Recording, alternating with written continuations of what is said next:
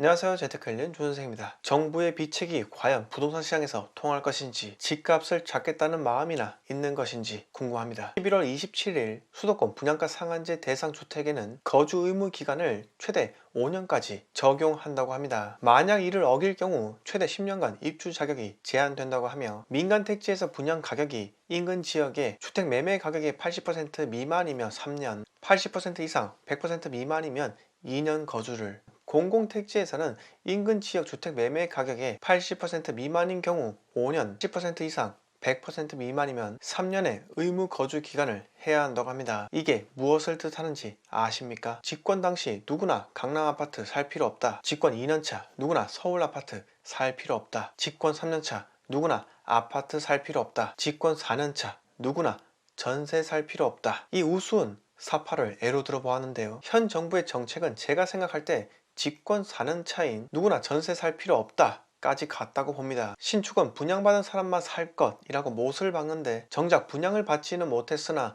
신축에 살고 싶은 수많은 사람들의 수요를 단칼에 잘라버리는 것과 같다는 거죠. 그런 신축 아파트에 전세로 살지 말고 LH에서 만든 임대 빌라가 아주 잘 되어 있으니 너네들은 거기서 살게 해주겠다, 뭔가 집 없는 사람들을 한 군데로 계속해서 모으는 느낌 들지 않으시나요? 결국은 다 정치적인 이유인 겁니다. 이렇게 의무 거주 기간을 강화해버리면 시장의 전세 물량이 더욱더 급감하게 됩니다. 지난 영상에서 말씀드렸다시피 국민들은 호텔에서 살고 싶지도 않고 아파트처럼 보이는 빌라에는 더더욱 살고 싶지 않아 합니다. 이렇게 양극화 심화되는 정책을 펼치면서 집을 아예 가지지 못하도록 만드는 한편, 1주택자들에게 무시무시한 종부세를 때리면서 우리의 주적은 집 가진 기득권층이다 라는 시그널을 유권자들에게 주고 있는 것이죠. 그러나 결국 피해받는 쪽이 누구냐면, 부모님 도움 없이 스스로 자립해야 하는 꿈과 희망을 가진 청년들인 겁니다. 더 이상 대한민국이 병들지 않게 해주소서. 자, 다음 이야기로 넘어가겠습니다. 요즘 청주 분위기가 상당히 핫한데요. 6.17 대책을 통해 조정 대상 지역으로 지정되었던 청주시가 국토교통부에 규제 해제를 요청했는데, 그 배경으로는 8월 10월 주택 가격 상승률이 0.23%로 소비자 물가 상승률 0.54%보다 낮고 분양권 전매도 감소하고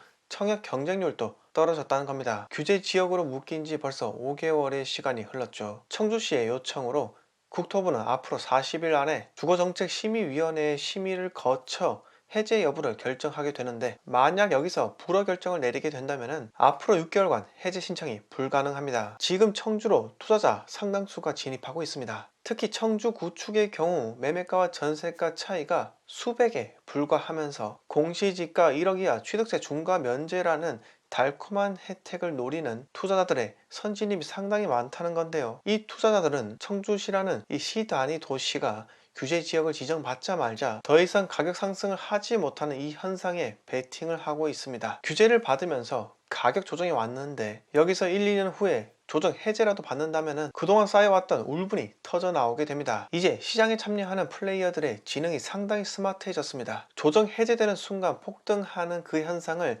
부산광역시를 통해 확인했기 때문에 시장의 흐름은 반복되는 역사로부터 알 수 있다고 판단하는 투자자들은 언제 조정 해제될지 안 될지를 비록 알 수는 없지만, 그래도 취득세와 보유세의 부담이 적은 구축이라면 충분히 감내를 할 수 있기 때문에 고점으로부터 상당히 떨어졌던 갭이 적은 구축에 들어가게 되는 거죠. 일부 사람들은 청주 구축에 뭐 하러 들어가냐, 벌어봤자 얼마나 번다고 이렇게 이야기하시기도 합니다. 하지만 매매가 1억 중반대에 갭 500으로 10채에 들어가서 한 채당 3천만원씩 수익을 얻고 나온다면 세금 고려하지 않고 말씀드리면 5천만원으로 3억을 버는 것이니 수익률로 이야기하는 투자자의 입장에서는 상당히 뿌듯하게 됩니다. 세상에는 이런저런 투자 방식이 있습니다. 각자만의 맞는 투자 방식이 있기 때문에 그 방식이 굳이 옳다 그르다를 따질 필요는 없다고 생각합니다. 다만 저 같은 경우는 지방광역시 사이클 투자를 선호하기 때문에 지금 상승장에 올라타 있더라도 늘 현재 침체된 곳이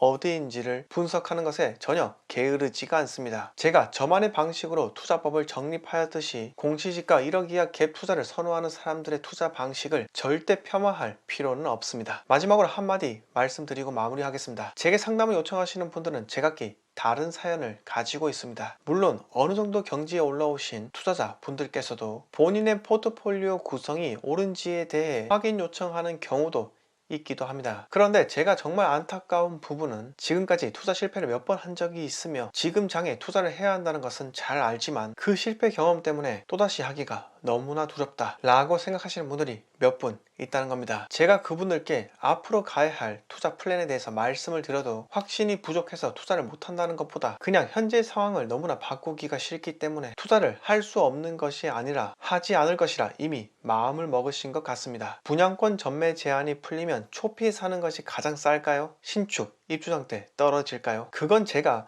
신이 아니라서 알 수가 없습니다. 그러나 하나는 확실히 알 수 있습니다. 제게 이렇게 물으시는 분들이라면 설령 매수의 기회가 왔더라도 그게 기회인지 알 수가 없다는 것을요. 그래서 제가 말씀드리는 그 플랜은 여러분들이 투자 기초를 쌓을 수 있는 조언인 겁니다. 여러분, 부동산 카페에 사람들이 왜 이렇게나 많이 들어가서 글을 쓰고 활발하게 활동을 하시는지 아시나요? 정보를 얻어서 투자하려는 사람들도 있지만은 현실적으로 투자자 입장에서는 부동산 카페는 전혀 도움이 되지 않습니다. 왜냐하면 거기에 들어가는 대부분의 사람들은 그냥 거기에 써있는 글을 보거나 또는 글을 쓰거나 하며 자기 위안을 얻으려는 목적을 가진 사람들이 대부분이기 때문입니다. 아마 사람들이 바라는 위안은 여러 가지 종류가 있을 것입니다. 내가 산 것이 올라가기를 바라는 믿음에 대한 위안, 집값은 결국 떨어질 것이다 라는 믿음에 대한 위안. 그러니 저는 무슨 위안을 얻고자 부동산 카페에 들어가지는 않습니다. 대한민국에서 가장 큰 부동산 카페에서 조회수가 가장 많이 찍히는 글이 오뎅이라는 닉네임을 가진 한 주부의 정권에 대한 돌직구의 내용이기 때문입니다. 이 말은 결국 부동산 카페에서 현실적으로 부동산 투자에 도움되는 글은 없다는 것과 마찬가지입니다. 부동산 카페를 통해 투자를 해야겠다고 생각이 드신 분들이 계시다면 그건 정말 잘못된 생각이며 거기서 시간을 보내실 거라면 부동산 하루혼자 유튜브 채널을 보시거나 그분이 언급하는 그 지역에 대해 탐구해 보시기 바랍니다. 오늘 영상 여기서 모두 마치겠습니다. 영상 마음에 드셨으면 구독과 좋아요 부탁드립니다.